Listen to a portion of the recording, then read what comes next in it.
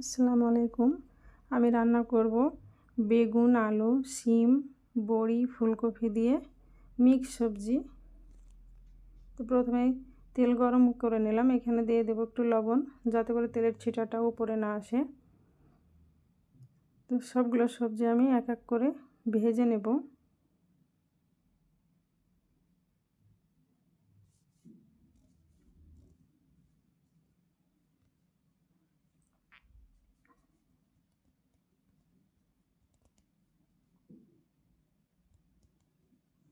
সবগুলো সবজি আমি ভেজে উঠে নিলাম। দিয়ে দিলাম টমেটোর কুচি, মরিচ কুচি, আদা, জিরা, পেঁয়াজ পেস্ট, মরিচ কুচি, ধনিয়া পাউডার, হলুদ পাউডার, লবণ। তো মশলাগুলো সবগুলো একসঙ্গে ভালো করে কষিয়ে নেব। মশলাটা কষানো হয়ে গেছে। উপর থেকে দিয়ে দিলাম ভেজে রাখা সবজিগুলো, ভালোভাবে কষিয়ে নেব। কষানো হয়ে গেছে, দিয়ে দিলাম পানি।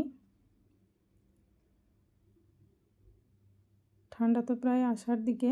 তো এইভাবে তোমরা মিক্স সবজি বাড়িতে রান্না করে দেখো কতটা টেস্টি হয় খেতে। সবজির কালারটা দেখো কতটা সুন্দর এসেছে। তো আমার ভিডিওটা ভালো লাগলে লাইক, কমেন্ট, শেয়ার করে দিও। আল্লাহ হাফিজ।